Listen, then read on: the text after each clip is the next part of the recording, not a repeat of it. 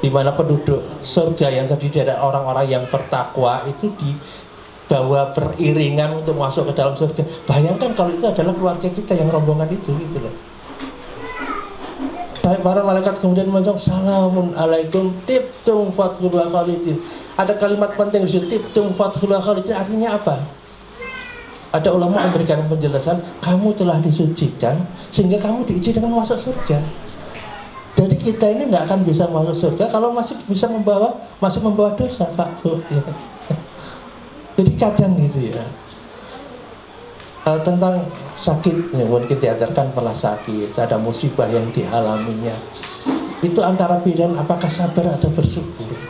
Kalau para salafus soleh itu menyikapinya nggak ada beda. Jadi nggak ada lagi sabar, mereka syukur aja adanya gitu. Karena apa?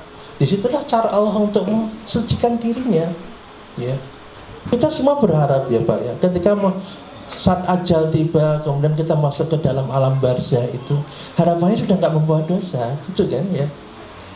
Maka diantara doa kepada orang yang baru saja meninggal, Allahumma ighfir lahu, Allahumma arhamhu, kan gitu. Kan seperti itu. Jadi kan memang kita berharap semuanya ketika masuk dalam barzah pun harapnya nggak membawa dosa. Dan orang-orang beriman tentu saja berharap ketika di alam barzah dia masih membawa dosa, harapannya dia disucikan di situ. Sampai kemudian di yaumul mahsyar, sampai kemudian di yaumul mizan, sampai dan seterusnya ya, sampai kemudian di antara surga dan neraka, harapannya udah nggak membawa dosa. Sehingga apa? Nggak perlu lah ya namanya nyemplung dulu di neraka kan gitu loh ya. Jadi ini sebuah pekerjaan besar. Ketika dapat dari Mas Ilham tentang temanya adalah membangun peradaban dari keluarga, ini pembahasan besar. Mungkin tidak cukup sekali pertemuan, tapi mungkin poin-poin pentingnya aja yang perlu saya sampaikan di sini. Ya, ini soal bagaimana kita membawa keluarga kita ke surga dan tidak ada yang mampir di neraka itu. Dari situ kita menyadari betapa pentingnya keluarga ini. Jadi bukan sekedar kita memfasilitasi syahwatnya, makan dan minumnya, kebutuhan pakaian dan kendaraan, bukan. Itulah kenapa di akhir-akhir ya guru kita Uyar Hamzah Rasmaro Kurniawan itu membahas tentang akhlak kepada Allah dalam keluarga. Itu salah satunya adalah ya, selalu melibatkan Allah dalam seluruh aspek kehidupan mereka berkeluarga atau berumah tangga. Jadi untuk membangun keluarga sakinah atau keluarga qurrata a'yun itu diawali dengan memiliki akhlak yang benar kepada Allah. Kenapa? Karena sakinah itu tidak berhubungan dengan materi dan kecerdasan. Sakinah itu tidak identik dengan wajah tampan, kemudian paras yang cantik, kemudian masyhur, terkenal, kemudian memiliki kedudukan dan jabatan, bukan. Tapi sakinah seperti yang dikatakan tuan rumah tadi adalah sakinah itu adanya di hati. Di mana Allah berfirman walati azala sakinata fi qulubil mu'minin, dialah Allah yang menurunkan sakinah di hati orang-orang yang beriman. Sakinah itu adanya di hati dan yang memberikan itu Allah. Bagaimana kita tidak melibatkan Allah kalau begitu? Dan ketika kita melibatkan Allah tidak terlalu sulit, akhirnya kita menyikapi berbagai peristiwa episode dalam kehidupan kita yang kemudian datang kepada kita. Karena watil kal ayam nudawilha bainan nas. Hari-hari itu dipergilirkan di antara manusia.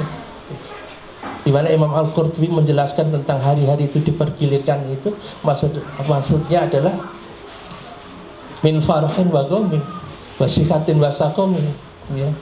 Wa ginan wa fakrin, dipergilirkan di antara mereka. Ya kadang kita ini lapang, tapi juga kadang sempit. Kadang kita mudah, kadang kita mendapatkan kesulitan-kesulitan. Kadang kita sehat, kadang juga kita dihampiri penyakit. Kadang juga kita itu kekurangan secara ekonomi, kadang-kadang diberikan kelaparan secara ekonomi. Disitulah perputarannya. Bagi orang yang beriman itu nggak ada bedanya. Apalagi kalau kita mengingat itu diantara cara Allah untuk membersihkan, menyucikan dosa-dosa kita. Siapa sih diantara kita yang nggak punya dosa kan gitu.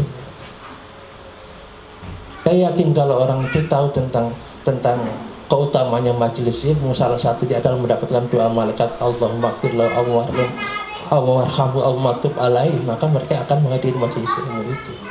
Tapi ya tidak ngaji tok Pak gitu. Jangan sampai ngaji terus-terusan bentino ben malam ngaji tapi kemudian keluarga haknya tidak terpenuhi kan, gitu. Bahkan kita kan jauh banget dari levelnya sahabat Abu Darda ya, yang ditegur oleh saudaranya Salman, yang dipersaudarakan dengannya itu adalah bagaimana Abu Darda itu setiap malam itu tahajud.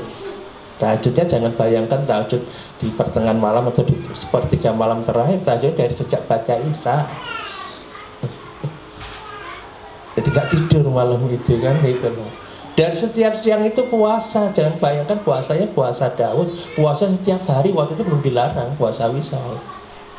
Maka ketika Salman mendatangi rumahnya Abu Darda, kemudian mendapati istrinya Ummu Darda yang dia pernah ingin menyunting Ummu Darda itu, dan dalam keadaan mutabadalah, dalam keadaan acak-adut, awut-awutan, nggak dadan gitu loh. Saya masih ingat ya dulu Ustaz itu menyampaikan kalau ada jadi cirinya orang beriman itu kalau di rumah dia perempuan kok nggak dandan, itu berarti diabaikan oleh suaminya. Tapi kalau orang tidak beriman ya, ketika diabaikan oleh suaminya, dandannya di luarnya dibikin semenarik mungkin untuk menarik perhatian laki-laki lain. Nah, itu bilang kan. Jadi Pak, ini jenengan mirsani karena jenengan kok malah dandan, berarti dia merasa terabaikan. Karena apa? Perempuan itu mar'ah ya, identik dengan mir'ah gitu ya Pak ya. Mar'ah itu kan identik dengan mir'ah, nggak bisa jauh dari cermin gitu Bu ya. Nggak tahu dari sebelum berangkat ke sini ngilonya berapa kali gitu. Bukan ngiloi beras ya, ngilo ngaca bercermin, iya gitu. Jadi kalau ibu-ibu berangkat untuk majelis ilmu, kemudian sebentar ya, itu mana bisa 1 jam atau 2 jam gitu loh. Sampai kemudian sudah berada di depan pintu kan gitu. Itu pun sampai di depan kendaraan masih ngilo kan kadang itu. Ya. Jadi kalau sampai seorang perempuan yang memang tabiatnya itu suka berdandan, kalau tidak berdandan berarti ini informasi dari para suami. Apakah ada yang kurang ada yang kurang kuperhatikan pada diri istriku kan gitu loh. Kembali kepada tadi bahwasanya pembahasan berkenaan dengan keluarga itu adalah berkenaan dengan hati ya. Di mana Rasul juga memperingatkan kepada kita innallaha la yanzuru ila suwarikum walakin yanzuru ila qulubikum wa amalikum. Jadi Allah itu tidak melihat ya, tidak melihat suwarikum wa amalikum, tidak melihat pada paras wajah ataupun harta kalian, tapi Allah menyaksikan adalah amal-amal kalian dan hati kalian. Jadi motivasi penting untuk membangun peradaban dari keluarga. Izinkan saya mengutip dari pernyataan dari Imam Ibnu Qayyim al-Jauziyah dalam kitab Ighasatul Lahfan. Beliau menyampaikan seperti ini kutipan di antara poin awal paragrafnya itu adalah ayakuna ihtimam bitaslihil amali andamu minubil amali. Di mana pusat perhatiannya kepada memperbaiki amal itu lebih besar daripada amal itu sendiri. Jadi tanda-tanda sehatnya hati, tanda-tanda sehatnya sebuah keluarga itu ketika keluarga itu punya motivasi untuk selalu memperbaiki kualitas keluarga tersebut. Tidak mencukupkan dengan apa yang sudah terjadi. Jadi mohon maaf, pernah nggak ada perasaan, ya Allah sudah, ya Allah ya ini sudah sekian lama kok begini-begini saja. Ada perasaan bosan seperti itu. Ya. Apakah karena mungkin secara ekonomi merasa tidak beranjak naik, ya, kontraknya nggak kunjung pindah dari rumah kontrakan gitu. Padahal itu perkara-perkara yang harus tidak kita cemaskan, kita khawatirkan. Yang harusnya kita cemaskan, kita khawatirkan itu adalah apakah kualitas amal kita ini meningkat dari hari waktu ke waktu ataukah tidak. Maka potongan kelima ini bagi saya penting sekali dari Imam Ibnu Qayyim al-Jauziyah, di mana pusat perhatian kepada amal itu lebih besar daripada amal itu sendiri. Jadi amal itu bukan sekedar digugurkan, sudah diselesai, sudah dijalankan, ya rampung selesai, enggak. Yang namanya sholat itu bukan sekedar aktivitas ritual ibadah yang diawali dari takbiratul ihram kemudian diakhiri dengan salam. Di dalamnya ada beberapa gerakan rukuk dan sujud, kemudian ada doa yang dibaca di situ. Tapi yang namanya sholat ada aktivitas namanya khusyuk dan khudu. Kalau membahas tentang khusyuk itu lebih jauh lagi ketika Imam Al-Ghazali ditanya tentang mana khusyuk oleh muridnya, Imam Al-Ghazali mengatakan, temukanlah khusyukmu itu dari sejak salam sampai kemudian takbiratul ihram. Jadi menemukan khusyuk itu dari sejak salam sampai takbiratul ihram. Nah, kemudian kaget, muridnya ini kaget loh, gimana kok khusyuknya antara salam dan takbiratul ihram, bukannya antara takbiratul ihram dan salam. Ya memang begitu anakku. Kalau kamu pengen lihat sholat subuhmu tadi khusyuk ataukah tidak, antara subuh dan zuhurmu kamu tercegah dari perbuatan keji dan mungkar. Ya. Kalau kamu mau melihat bagaimana zuhurmu khusyuk ataukah tidak, antara zuhur dan asarmu itu tercegah dari perbuatan keji dan mungkar. Bagaimana Allah memfasilitasi kita untuk menjaga setiap sholat-sholat kita. Ya. Itu tidak lain adalah untuk kebaikan diri kita. Makanya yang namanya orang itu kalau betul-betul menjaga sholatnya, dia akan jauh dari perbuatan keji dan mungkar, sampai pada perkara yang akan mendekatkan ke situ. Orang nggak pernah mencemaskan tentang masalah soal maaf rezeki gitu. Yang ini kenapa kok itu selalu jadi masalah? Bagi orang beriman harusnya nggak jadi masalah. Loh gimana nggak masalah? Saya udah 10 tahun itu ngontrak nggak pindah-pindah. Kodo karo aku mas, dia bilang gitu. Tapi di tahun ke-11 saya punya rumah kan gitu loh. Kan ada soal waktu. Pemberian Allah kan kita nggak pernah tahu ukurannya gitu loh. Kita menanam sawi mungkin 1 bulan udah bisa kita panen. Tapi kalau menanam jati bisa jadi butuh waktu yang lama. Belasan tahun bahkan puluhan tahun untuk jati yang berkualitas. Wong jati emas saja 10 tahun kan gitu loh. Dan bagi orang beriman tadi saya katakan, ketika dia melibatkan Allah, dia nggak akan pusing dengan hal-hal yang sifatnya dohir pada dirinya. Toh itu ada ukuran-ukurannya. Allah mau tahu yang terbaik. Maka kita tidak berhasil dengan orang-orang yang tidak beriman kepada Allah. Ketika kemudian ekonominya meningkat, dia mendapatkan kedudukan terhormat di kantornya misalkan, ya. Tidak pernah silau dengan itu semuanya. Karena apa? Bisa jadi mereka yang nampak kehidupannya baik-baik saja padahal nggak sholat, tapi dia merasakan yang namanya siksaan batin. Atau oke lah, dia tidak ada perasaan itu karena bahagia, senang saja itu untuk yang dirasakan, itu nggak akan lama. Gitu. Ya, tidak akan lama. Jadi ketika kita selalu melibatkan Allah, pertama kita menemukan pijakan kebenaran. Apa sikap yang harus kita ambil? Pertama, hati kita menyikapinya apakah bersyukur atau bersabar. Kemudian apa yang kita lakukan? Ada panduannya. Orang beriman itu nggak pernah merasa khawatir. Kenapa? Semua ada panduannya. Nah, ketika kita jauh dari panduan yang diajarkan oleh Nabi SAW, ini masalahnya. Saya hari ini banyak ketemu Pak, sekedar masalah hukum saja itu bermasalah loh hari ini. Hukum misalkan maaf ya, orang laki-laki itu kalau menikah dia harusnya tahu ilmunya tidak hanya soal nikah, tapi juga ada namanya rujuk dan talak, sehingga dia akan menghindari 2 hal itu terjadi. Ya, menghindari 2 hal itu kalau dia ada ilmunya. Hari ini saya banyak ketemu Pak, orang-orang yang dengan entengnya mengucapkan kata talak atau cerai, tapi dia tidak tahu kalau ada konsekuensi hukumnya di situ. Ya. Ada juga orang-orang yang tidak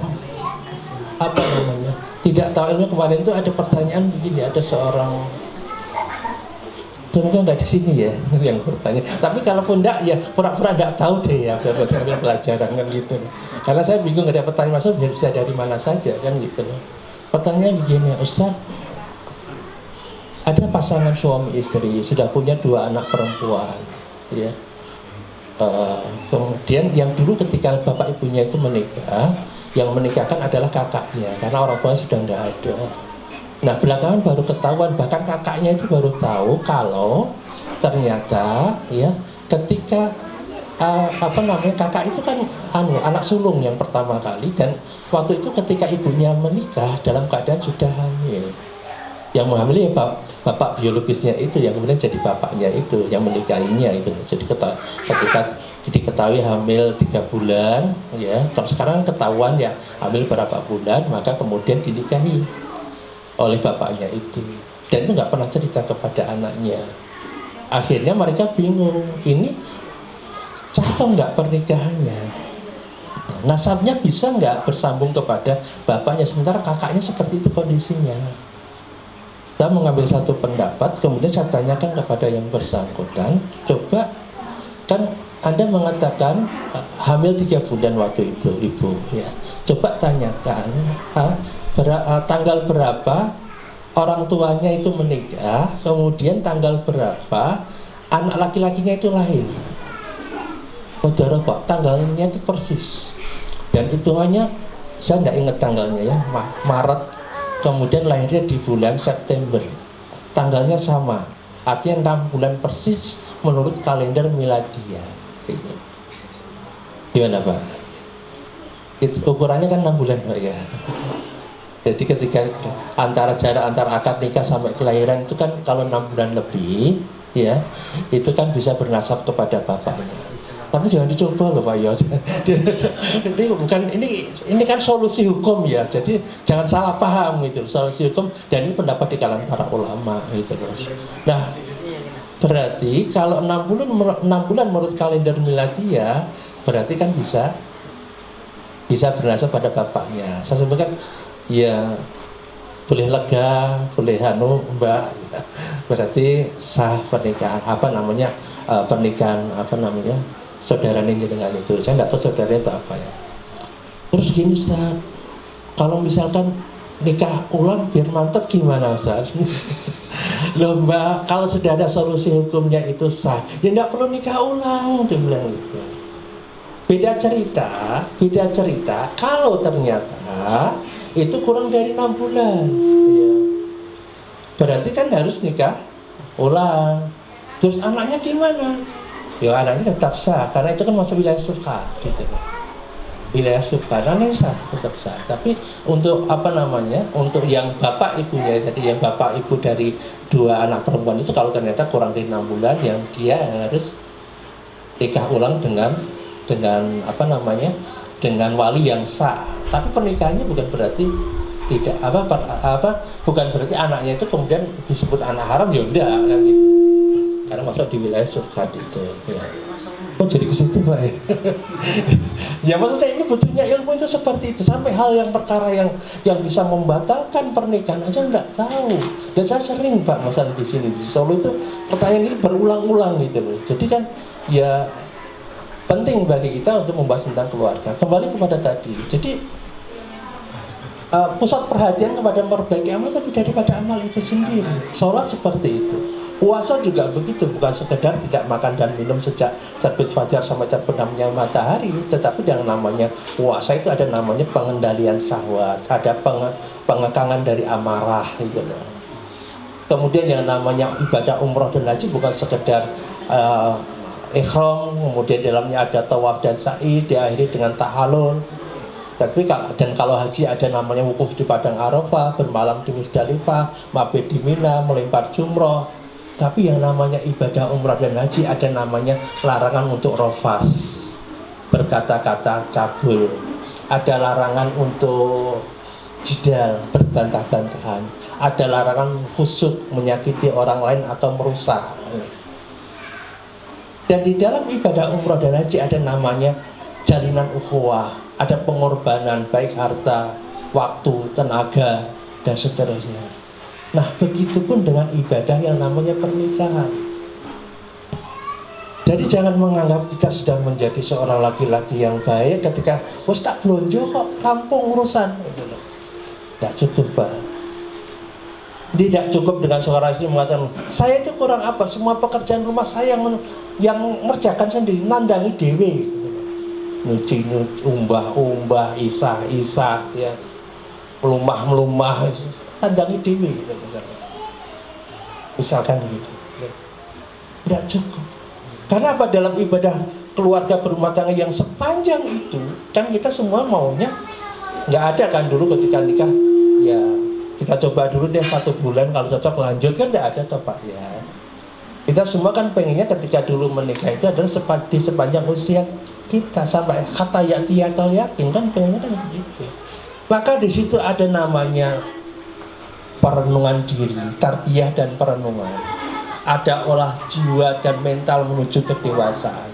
Ada perhatian dan dukungan, ada perlindungan dan pengayoman, ada pendidikan. Kita berkewajiban untuk mendidik anak-anak kita. Dan kalau sampai anak-anak kita bermasalah, yang paling bermasalah itu orang tuanya sebenarnya. Itu bukan kata saya, ya. Kata Imam Ibnu Qayyim al-Jauziyah itu menyampaikan mayoritas kerusakan yang ada pada anak-anak itu disebabkan oleh bapaknya. Kenapa? Yang mempunyai kurikulum tentang pendidikan anak itu kan orang tuanya, bapaknya dalam hal ini. Yang mengejawantahkan dalam kehidupan harian anak-anak itu kan ibunya. Mengatur kegiatan-kegiatan di rumah itu. Ya harus ada keseimbangan dalam keluarga. Ada istilahnya nanti kalau Oyar Hamzah Rahmat itu menyampaikan ilmu keluarga itu paling enggak 3. Oh sidik ya. Tapi ini mencakup banyak hal ya. Pertama ya lurusnya niat. Karena banyak orang yang berumah tangga itu ya, yang memang tidak diawali dengan niat yang lurus. Ya. Maka nalilai fahuwa, apa kata Imam Malik ya. Sesuatu yang diniati lillah karena Allah, maka akan menjadikan langgeng. Oke lah, waktu kita menikah mungkin kita melihat ya, karena saya melihat di biodatanya ya fotonya cantik sih. Dan ketika nazar, beneran cantik, maka saya nikahi dia. Ya enggak apa-apa, tetapi pastikan bahwasanya bukan semata-mata karena itu. Yang paling pokok adalah Anda menikahi perempuan itu karena Allah, untuk mencari ridha Allah. Ya mungkin sih dulu ketika mbak-mbak menerima mas-mas, ketika menerima suaminya dulu ketika melamar, ya gimana nggak saya terima. Oh, dia juga lulusan pondok pesantren 1, yang kedua dia juga kepala sekolah di pesantren itu 2, misalkan gitu. Kan ada juga ya mudir pesantren masih lajang, kan ada juga, misalkan gitu. Oke, tetapi pastikan itu adalah ketika menikah itu dalam rangka untuk mencari ridha Allah. Maka kalau Oyara menyampaikan dulu Satria Smoro, di antara hal penting membangun akhlak yang benar kepada Allah Subhanahu wa taala dalam keluarga itu, pastikan menikah itu karena mencari ridha Allah. Selain itu adalah tujuan yang tertinggi itu adalah kenikmatan yang tertinggi di jannahnya Allah Subhanahu wa taala. Ya. Kenikmatan tertinggi di jannah Allah Subhanahu wa taala setelah surga dengan segala aksesoris. Kenikmatan yang dijanjikan oleh Allah adalah ridho Allah Subhanahu wa taala, dan Allah tidak akan pernah murka selama-lamanya. Dan dalam bentuk konkretnya para salaf menyebutkan yang dimaksudkan adalah memandang wajah Allah. Kenapa? Karena setiap penduduk surga privilege-nya berbeda tentang memandang wajah Allah. Ada yang bisa memandang wajah Allah setiap pagi dan petang, ada yang 1 pekan sekali di hari Jumat, ada yang kurang daripada itu. Maka sekali-kali Pak, kalau kita ingat bahwasanya perkara yang bisa menghalangi kita dari memandang wajah Allah adalah kemaksiatan, mungkin kita akan tutup dari semua celah kemaksiatan yang kita lakukan, karena khawatir kalau ternyata itu yang membuat kita terhalang dari memandang wajah Allah. Dan itu kenikmatan tertinggi, di mana kita melihat wajah Allah tanpa ada hijab, dan itu kenikmatan tertinggi ya. Jadi itu lurusnya niat yang pertama kata Ustaz Rias. Kemudian yang kedua adalah tahu ilmunya. Ilmu yang paling mendasar terkait dengan hak dan kewajiban itu tadi. Jadi bicara tentang hak dan kewajiban, sebenarnya kita bisa mencukupkan kalau kita bisa mengejawantahkan ayat ar-rijalu qawwamun 'alan nisa bima fadala ba'dhum 'ala ba'din wa bima anfaqu min amwalihim was-shalihatu qanitatun hafizatul lil ghaibi bima hafizallah. Bagian para bapak itu di bagian poin yang awalnya, sebagian ibu pun di bagian akhirnya tadi. Di antara keduanya ada namanya fa'istiqnaf. Ya, masing-masing kalimat sudah berdiri sempurna. Ada kalimat berikutnya, tapi ada fa'istiqnaf di situ. Artinya ada kaitan dengan antara kalimat pertama dan kedua. Ya. Sampai ada ulama yang berpendapat kalau seorang laki-laki kalau tidak blonjo, ya, seorang istri boleh untuk menolak tidur dengannya gitu. Terus kemudian ada ibu nanya, Ustaz, kalau gitu boleh ya membantah suami kalau dia tidak blonjo? Ya enggak gitu juga. Selama Anda menyandang statusnya istri, maka punya kewajiban untuk mentaati suami. Gitu. Kesimpulannya nggak langsung ke situ, jadi harus dipahami. Betul, jangan sepotong-sepotong kan gitu. Nanti bisa salah memahami. Karena kalau bicara tentang nafkah itu bisa juga kita lihat kasus per kasusnya Pak ya, nggak bisa disimpulkan begitu saja. Misalkan ya, saya pernah ketemu ada seorang bapak, dulunya dosen Pak, bahkan dosen Pertamina, bahkan pernah jadi dosen di Malaysia. Berarti ya, secara hitungan waktu itu dia mau menafkahi keluarga kan, dan pengakuannya juga seperti itu. Bahkan saking cintanya kepada anak-anaknya, anaknya minta Harley Davidson dibelikan. Tapi ketika pensiun, tidak berpenghasilan, dia ditolak oleh istri dan anak-anak. Ya, pelajaran pentingnya adalah kita mungkin bapaknya nggak pernah cerita tentang saya ketemu istrinya waktu itu secara nggak sengaja datang konsultasi, tapi berkenaan dengan mau nikahkan putrinya. Nah, begitu saya cek, saya tahunya belakang, loh, ini kok nama suaminya sama dengan yang beberapa waktu yang lalu ditolak oleh keluarganya. Tahu itu tak hubungkan kan gitu loh, tak selesaikan masalahnya kan gitu loh. Karena masalahnya berbeda, yang diadukan istrinya dengan yang diadukan oleh suaminya. Tapi kondisinya begitu Pak.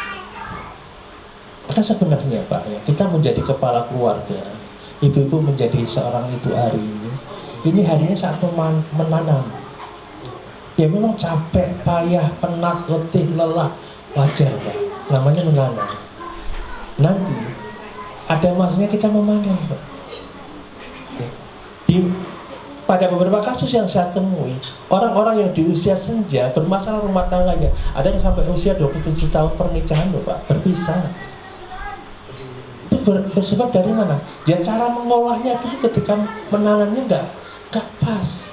Kan mestinya kalau anak itu paham kaidah anta wa malu kali abika, kamu dan hartamu adalah milik bapakmu. Artinya ketika bapaknya pensiun, siapa yang akan menggantikan menafkahi keluarga? Ya anak laki-lakinya kan gitu. Ya. Kan dia memanennya di situ nanti gitu loh. Memanennya di situ nanti. Kalau dia tidak memanen seperti itu, berarti ada yang salah dulu. Tidak mengenalkan kepada perkara agama, ya. Masing-masing hanya tahu tentang hak dan kewajiban.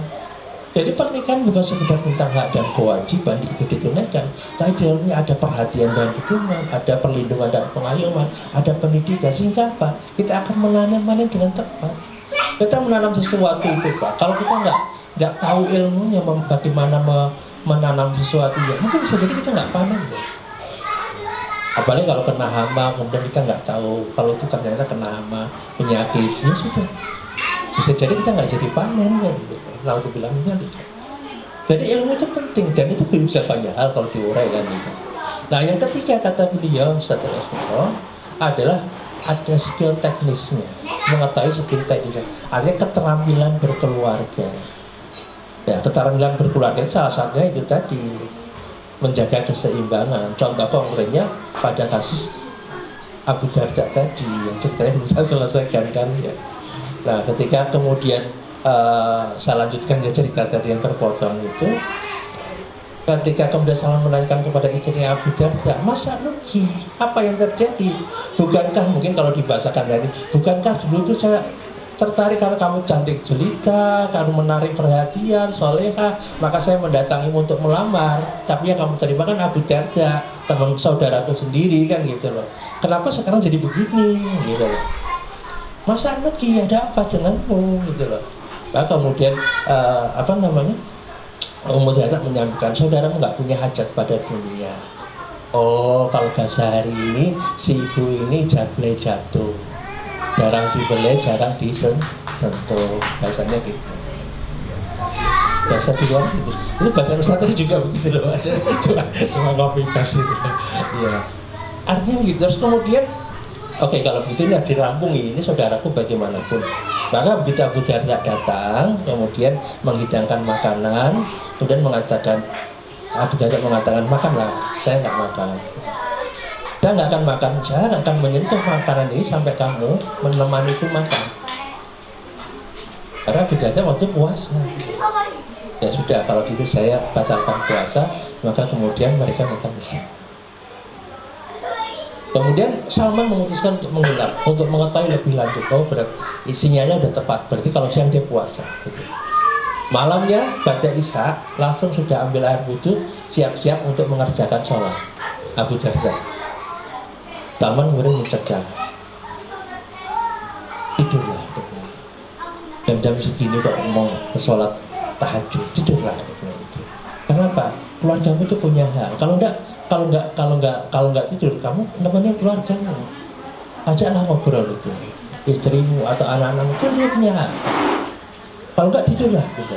Baru jam segini. Ya kan dalam kondisi normal, ya wajar gitu. Kita mungkin ada yang mungkin tahajudnya di awal waktu kan bisa jadi. Tengah malam bangun lagi Pak, mau sholat tahajud. Ketahuan Salman, tidurlah. Jadi Salman senang ngawasi terus itu. Tidurlah gitu. Tubuhmu punya hak. Kamu juga butuh istirahat. Nurut Pak. Abu Darda nurut. Dan sepertiga malam terakhir mungkin biasa kan Pak. Kalau orang mau bangun suruh tidur ya. Kemudian bangun suruh tidur lagi kan akhirnya kan butuh dibangunkan untuk bisa bangun lagi kan, dibangunkan oleh Salman. Bangunlah, sekarang saatnya kamu untuk tahajud. Ditemanilah Salman, mereka berdua sholat. Setelah mereka selesai sholat, kemudian Salman mengatakan kepada Abu Darda, ya, rohmu memang punya hak, tapi tubuhmu juga punya hak, keluargamu juga punya hak. Penuhilah hak mereka masing-masing. Mendengar itu, Abu Darda juga merasa akhirnya tidak nyaman kan gitu. Ya. Apa yang salah? Bukankah yang saya lakukan ini adalah ibadah dalam rangka taqarrub ila Allah? Bukan itu lebih baik daripada dunia dan segala isinya? Maka diadukanlah kepada Rasulullah, dan ketika mereka bertemu dengan Rasulullah, Rasulullah menyampaikan shadaqah Salman. Benar yang dikatakan oleh Salman tersebut. Jamnya 45 menit ya, sedikit lagi ya. Shadaqah Salman, benar yang dikatakan Salman itu. Jadi hidup itu juga butuh keseimbangan. Ada kebutuhan spiritual, ada kebutuhan personal, ada kebutuhan sosial, ya. Itu masing-masing harus mendapatkan haknya. Bahkan ada kesenangan yang halal, gitu. Ada hal yang semuanya ya kalau juga piknik, jalan-jalan kan gitu, Pak. Ya. Kalau juga ada kegiatan bareng gitu. Saya tadi cerita ada satu pengusaha dari Malang itu pas 10 hari terakhir Ramadan itu memilih untuk iktikaf di Masjid Kampung Sakinah. Dan ketika pulang, karena beliau itu sering tidak pulang juga, kan seorang pengusaha. Ketika selesai iktikaf menemui saya, Ustaz, jazakallahu khairan, bisa diizinkan untuk iktikaf di tempat Kampung Sakinah. Tapi minta izin Ustaz. Apa itu? Saya pengen beli tanah yang depan gitu. Karena orang tua saya senang, istri saya senang. Bukan untuk tempat tinggal, tapi memang untuk sekali-kali ada kegiatan, biar pengen ketahuan mau kegiatan di situ gitu. Saya akhirnya punya gambaran nih. Dulu mimpi Oyarkan mau mendirikan pesantren keluarga itu ternyata itu. Ada keluarga-keluarga yang memang ketika mereka mungkin sudah mulai terasa ada jemu, bosan, ya, itu perlu kegiatan bareng. Dan beliau merasakan 10 hari iktikaf itu, padahal ya cuma di masjid dengan tahu sendiri yang udah pernah kamu sakinah, masjidnya ala kadarnya ya, biasa banget lah gitu loh, ya. Alhamdulillah ada jamaah yang ngasih karpet gitu, jadi sekarang udah agak nyaman. Tapi ya seperti itulah, makan untuk berbuka dan sahurnya disediakan oleh teman kami yang di Kampung Sakinah sana. Itu nikmat banget Pak Mas. Istrinya seneng, ibunya seneng, anak-anaknya seneng. Pengusaha itu. Tapi ternyata memang ada waktu-waktu di mana kita butuh waktu seperti itu. Kan ada namanya me time, ada family time, ada juga couple time gitu loh. Suami istri berkegiatan berdua, anak-anaknya dititipkan pada baik kan gitu loh. Kalau ya ngoten loh Pak itu loh. Wah enggak tiap hari kok ya loh ya. Iya kadang gitu. Berdua gitu loh. Dan yang anak-anaknya sudah di pondok semua merasa kadang jadi malah sering begitu kan gitu loh. Ternyata udah lama ya kita nggak begini ya gitu. Kadang begitu. Ada couple time namanya. Ada me time, ada waktu Anda untuk menyendiri, berkontemplasi, memikirkan segala sesuatu tentang kira-kira sudah sesuai rencana nggak ya saya memimpin keluarga ini. Perlu ada kalanya begitu ya, supaya apa, target-targetnya itu jelas gitu ya. Terus kemudian ada juga family time, acara bareng keluarga ya, keluarga jenengan bareng gitu loh Pak, bukan keluarga LKG bareng-bareng ini ya, enggak, family time betul, keluarga jenengan bersama istri sama anak-anak, udah mereka aja gitu loh.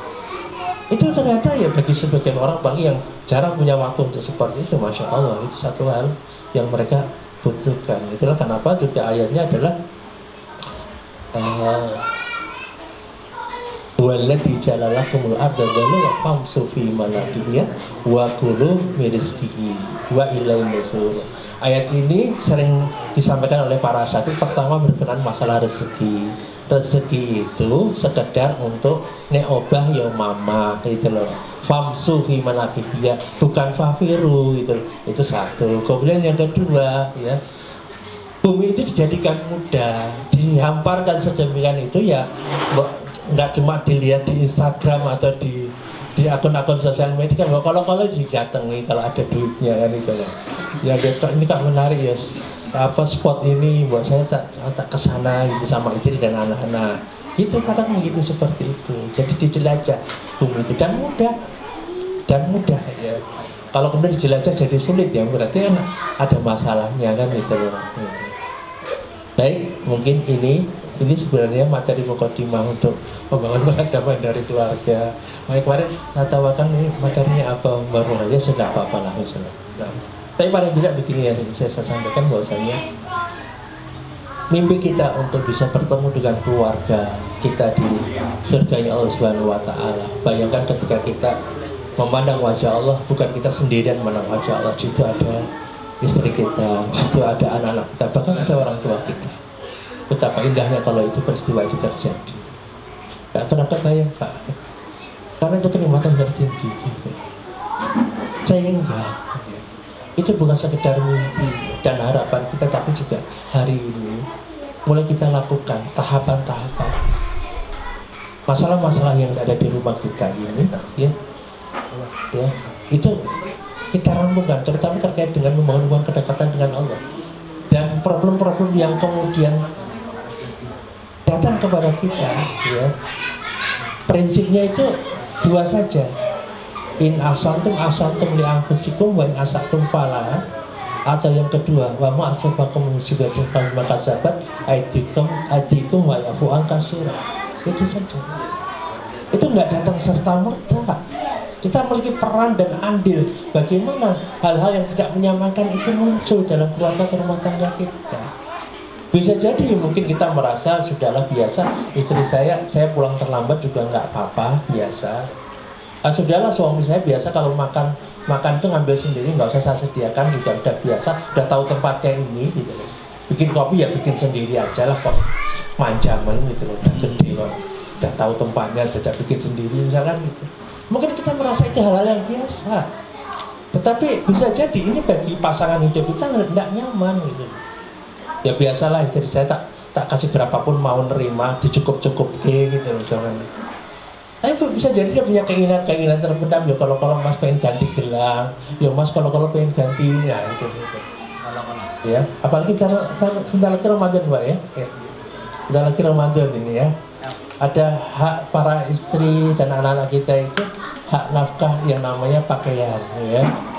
Kalau kata ulama, hak nafkah pakaian itu diberikan mengikuti musim negeri setempat. Di Indonesia musimnya berapa Pak?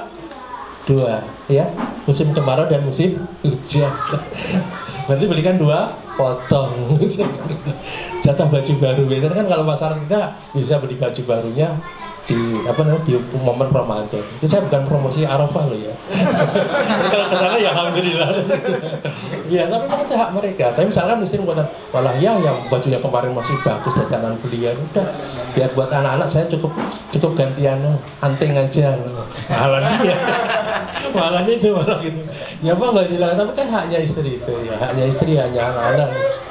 Makanya dan kita diberikan kemampuan. Para lelaki, para suami itu itu memang didesain oleh Allah SWT punya kemampuan. Kalau hari kita merasa tidak punya kemampuan untuk itu, ya tidak punya kemampuan itu, ya beristighfar Pak, beristighfar Pak. Pasti ada yang salah, gitu.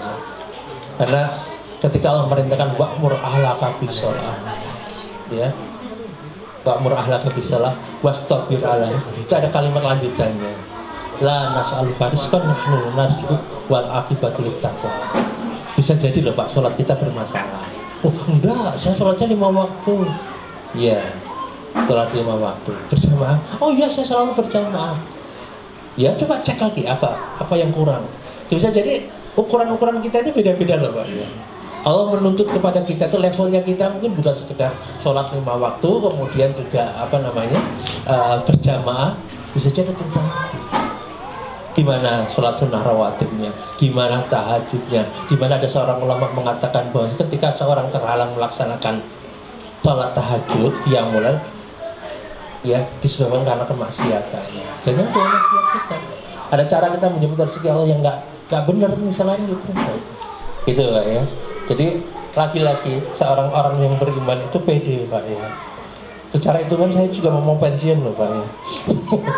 Ya ukuran di Arafah, tapi ya nggak tahu harapannya diperpanjang sama Ustadz Al-Fatihah ya, diperpanjang di Arafah 5 tahun lagi kan itu. Ya. Baik, mungkin ini yang bisa saya sampaikan, kurang lebihnya mohon maaf. Ada tanya jawab atau tidak? Ada?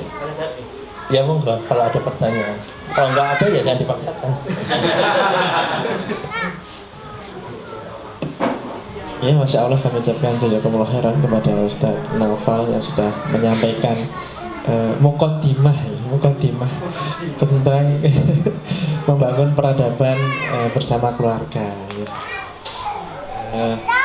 Mungkin dari rekan-rekan atau ustadz dari sini yang mau bertanya, kami persilahkan.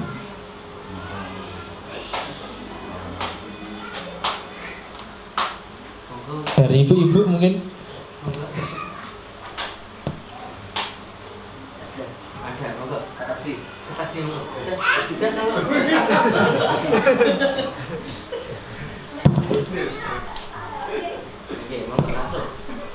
Cek. Bismillahirrahmanirrahim. Mohon izin bertanya Ustaz. Kita mengenal dengan perannya seorang suami tentang perannya seorang istri ya. Kalau suami itu kan sepemahaman kami adalah si raja tega, sedangkan si ibu-ibu itu adalah ratu pembasuh luka, gitu kan? Gitu kan? Ulangi ya. Kita kenal itu adalah seorang suami itu adalah si raja tega, sedangkan si istri itu adalah si ratu pembasuh luka. Maksudnya adalah di dalam pengasuhan itu kan peran terkait dengan karakter, terkait dengan keberanian, mentalitas itu adalah perannya suami, perannya seorang ayah. Sedangkan seorang ibu itu perannya adalah bagaimana memberikan kenyamanan, ketenangan, serta kelembutan agar anak ini mampu untuk menghadapi berbagai macam keadaan yang itu sebenarnya baik untuk tumbuh kembangnya gitu. Tapi kenyataannya hari ini malah mohon maaf ada sebagian itu kebalik Ustaz. Jadi seorang ibu adalah si raja tega, sedangkan si ayah sebagai sang raja pembasuh luka gitu loh. Nah, bagaimana mengembalikan fitrah yang seharusnya seperti itu sehingga setiap suami sudah paham tentang perannya, seorang istri juga paham perannya, sehingga semuanya ini berjalan seiringan sesuai dengan fitrah yang ada. Ataukah ada versi yang lain terkait dengan parenting Islam berhubungan dengan pembagian peran ini Ustaz? Mohon Ustaz. Sudah, Masya Allah. Fenomena itu ya. Tapi kalimat penting dari Imam Qayyim al-Jauziyah menyampaikan bahwasanya rumah atau bait itu adalah al-mu'asirul awal fit tarbiyah, pemberi pengaruh awal. Dan kita tidak sadari bahwasanya itu tidak serta-merta terbentuk seperti itu. Kalau dulu Ustaz Rasmul itu pernah menyampaikan, mohon maaf ya Pak, para asatidz ya, saya mengutip terus dari beliau kan memang ilmunya dari beliau ya. Saya sampaikan banyak berusaha agar terwarisi dan beliau sampaikan.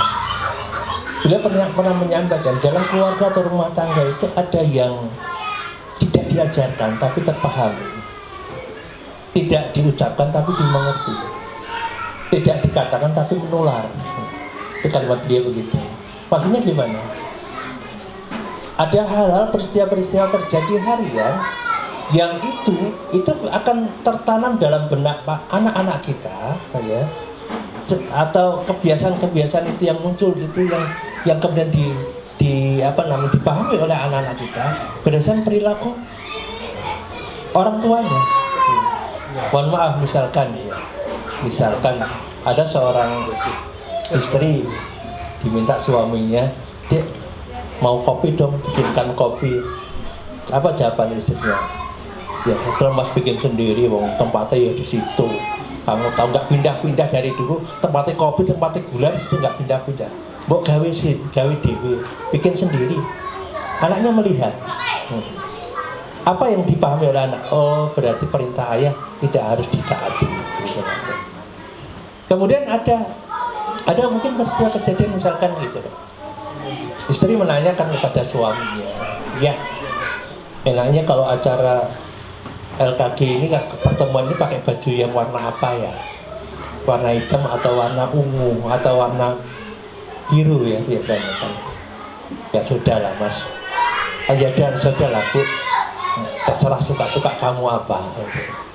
Anak melihat menyaksikan itu, setiap kali ditanya sesuatu, "Terserah kamu Dek." Anak mengatakan, oh berarti ayah itu nggak bisa membuat keputusan. Itu yang dicontohkan beliau seperti itu. Jadi ada peristiwa-peristiwa harian yang terbentuk, yang kemudian dipahami oleh anak-anak karena apa? Kebiasaan yang berubah di dalam keluarga itu. Sampai anak kemudian punya kesimpulan, ayah itu selalu semuanya terserah ibu. Berarti yang bisa membuat keputusan itu ibu. Padahal harusnya ayah itu ro'isuha dan hakimu kan ya. Ayah itu harusnya ketuanya dan sekaligus hakim yang memutus perkara. Tapi semua diserahkan pada ayah. Kejadian-kejadian peristiwa harian seperti ini yang bisa mengubah peta pengaturan di dalam keluarga itu menjadi terbalik. Apalagi istri lebih berkuasa lagi. Misalkan ayah itu misalnya mohon maaf tidak di sini soalnya. Ayah cuma bagian maklaran. Ya namanya maklaran itu kadang ya rezekinya ya ono, kadang ora kan gitu. Ketika nggak ada gawean pokoknya di rumah gitu. Sementara istrinya punya usaha maju, di pasar Klewer dia punya toko, sehingga kalau anak-anak butuh sesuatu yang belanja itu istrinya yang membelikan sesuatu. Oh berarti yang punya duit adalah mama. Ayah itu kadang ada, kadang enggak. Ini kan juga bisa membentuk perilaku harian itu, kan bisa membentuk karakter anak itu, bisa jadi akan berbeda. Kembali kepada tadi, kalau memang ada hal yang berubah ini tinggal didudukkan kembali fungsi awalnya. Tadi saya mengatakan Ar-rijalu qawwamuna 'alan nisa, di dalam kitab Aisyah Tafsir dijelaskan paling tidak laki-laki itu menjalankan peran 3 hal.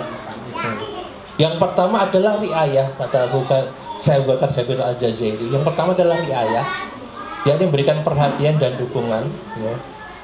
Kemudian yang kedua adalah, jadi maksudnya itu nafkah lahir dan batin ini ya. Yang kedua adalah himayah, yang memberikan perlindungan dan pengayoman, ya. Nah, kemudian yang ketiga adalah memberikan pendidikan, tarbiyah. Jadi aturan-aturan di dalam rumah itu, ya, memang dibuat bersama, tapi yang memutuskan mana aturan yang akan digunakan itu adalah para suami, para ayah, dan itu. Sedangkan para istri itu paling tidak kan pertama salihat, tetap dalam kesalehannya. Kemudian yang kedua hafidat, menjaga kehormatan dirinya, ya. Kemudian yang ketiga adalah qanitat, taat kepada Allah dan taat kepada suaminya. Ya. Ini jangan dibolak-balik. Ketika itu dibolak-balik, maka yang terbentuk tadi itu, ya, anak jadi terbiasa kalau ada apa-apa ngomong sama ayah aja deh, ayah kayaknya baik hati dari jadi dewa penolong kan gitu loh. Harusnya kan nggak seperti itu kan gitu loh. Harusnya nggak seperti itu. Jadi anak itu harus tahu dari sejak awal aturan dibuat di dalam rumah ini seperti ini. Siapapun yang melanggar, ya, yang menghukum bisa jadi ayah, bisa jadi ibu gitu loh. Nggak kemudian pokoknya ayah nggak mau tahu, biasa tetap kelihatan bagus kelihatan baik di depan anaknya, nggak bisa seperti itu. Karena bisa jadi itu sikap yang tidak baik juga gitu. Apa? Karena nggak menegakkan aturan. Padahal yang menegakkan aturan hakim harusnya ayahnya, bukan ibunya. Sekaligus kita juga bisa ngomong sama ibunya, "Mah, ya kamu itu harian untuk menemani anak-anak ya, tapi jangan di depan anak juga negurnya apa doain." Jadi ya nggak, caranya begitulah nangannya. Mohon maaf, saya dalam rumah tangga saya itu saya biasa juga negur istri dulu, nggak begitu cara. Kamu boleh marah, kamu boleh kecewa sama anak, tapi hindari kalimat-kalimat seperti itu. Kalau kamu merasa berat untuk ngomongi anak, ya sudah kamu ngomong ke saya, nanti biar saya yang ngomong sama anak itu. Dan biasanya kalau ngomong bertiga itu malah nggak nyambung, maksudnya nggak keluar kalimat saya itu nggak keluar, karena kan saya pergi anak saya berdua ngobrol. Karena kita perlu juga itu Pak, ngobrol sama anak yang kadang ada masalah ya, namanya semua anak pasti ada masalah Pak, bukan masalah dalam artian bermasalah ya, tapi memang kadang ada masalah yang kadang kita yang bisa menyelesaikan, kita ajak ngobrol, kita bincangkan dengan dia masalahnya apa, kenapa. Dan kadang itu memang lebih tepat ayahnya yang menyelesaikan gitu. Kalau ibunya kan main perasaannya kuat banget kan itu. Memang anak yang susah diatur segala macam. Nah, dominan perasaan ini membuat dia nggak bisa berpikir jernih apa nasihat yang tepat untuk anaknya itu. Tapi kalau para ayah kan bisa menanyakan kronologisnya, kenapa kamu bersikap seperti itu? Kenapa kamu bersikap seperti itu? Tanya kepada anaknya. Udah kita tunjukkan. Saya minta doa untuk semuanya. Saya sekarang juga sedang berusaha membesarkan hati anak saya untuk tidak pindah pondok itu loh. Iya, tidak pondok, tidak pindah pondok. Sekarang lebih pintar lagi dia minta pondok, saya bukannya nggak mau mondok, saya cuma minta pindah pondok. Nah kenapa? Apa yang kurang dari pondok kamu sekarang ini? Kurang tantangan, masya Allah. Kalau abah pengen saya gini-gini aja nggak berkembang, ya sudah. Nah, saya kan malah bingung tuh gitu loh. Begini loh, nah, saya tahu pondok ini, ya, saya kenal dengan mudirnya, bahkan maaf ya, saya bisa menginfluence ke mudirnya, mengintervensi dalam artian bagaimana agar, karena anak saya perempuan, anak saya itu lulus pondok itu dia siap menjadi seorang calon ibu gitu loh. Nah saya merasa dengan mudirnya itu saya bisa masuk dan sangat welcome menerima masukan. Cuman problemnya pondok sama ya Pak ya. Jadi ada, maaf ya, beliau sampaikan 50-60% itu bayarnya nggak tertib. Nah, saya mau jalankan program-program itu, gimana ya? Kasihan juga dia kalau menyatakan dosen tamu, ustadz tamu, kalau ternyata ya secara kemampuan biasa tidak ada. Ya paling saya bisa support, misalkan saya bisa menjadi dosen tamu di situ, saya bilang itu. Nanti beberapa teman saya yang dari yayasan saya bisa saya bawa ke situ, nanti ya biar soal akomodasi saya yang bantu, paling bisa seperti itu. Jadi inilah masih negosiasi sama putri saya, bagaimana supaya tidak pindah kan gitu. Jadi memang bisa kita berdua Pak. Kalau sama mamanya nangis dua-duanya itu. Iya, nangis dua-duanya. Saya senang ketemu begitu ya. Jadi saya sudah pahamkan itu saya namanya. Ya, saya menyampaikan materi keluarga bukan berarti nggak ada masalah dalam keluarga saya. Hal seperti itu tidak terjadi gitu. Jadi ini sebenarnya peran yang paling besar justru para suami ayah. Bagaimana untuk mengembalikan suasana di dalam keluarga itu, pemimpinnya tetap ayahnya, abahnya atau abinya gitu loh. Ya. Sehingga perlu direm wilayah-wilayah yang dimana itu istri waktunya masuk ataukah tidak, itu perlu direm gitu. Karena juga ada kerabat saya juga gitu rasanya. Jadi saya, ayah itu meneng aja loh, nggak mau menyelesaikan masalah gitu. Sementara dia sudah dipandang buruk oleh putrinya karena apa? Soalnya kalau ngamuk suaranya tarik gitu loh gitu loh, seperti itu. Dengan mewakili beberapa kejadian seperti itu. Gitu. Oh alhamdulillah, mungkin itu yang bisa saya sampaikan secara umum aja gitu ya. Sudah cukup nih. Karena MC-nya tidak ada, ganti saya aja nggak apa-apa. Ya wis, dirapel. Di jazakallah khairan dari Ustadz Naufal Masunike ya, yang sudah menyampaikan masya Allah muqaddimah membangun peradaban dari keluarga. Jadi nampaknya nanti perlu dibangun peradabannya dibawa ke kampung Sakinah, Ustaz. Mungkin nanti kita family camp di sana, khusus LKG saja, jenengan bagi family camp kok ya lagi saja itu. oh ya enggak apa-apa, Ustaz. Nanti kita LKG camp. Oke. Nah, nanti kita bikin acara di sana sendiri, nanti jenengan ngicip ya, baru nanti isinya di sana. Insya Allah ya. Oke, alhamdulillah ini ada lagi atau cukup nggih? Cukup nggih, Allah nggih. Nggih. Acara yang berikutnya yaitu lain-lain, tapi lain-lainnya nanti saja. Kita tutup dulu acaranya. Nanti sambil kita ramah tamah, sambil santai-santai. Tadi menurut informasi dari itu, tidak boleh pulang dulu karena diminta makan dulu, ya. Seperti itu. Oh, ini MC-nya sudah datang, monggo ditutup.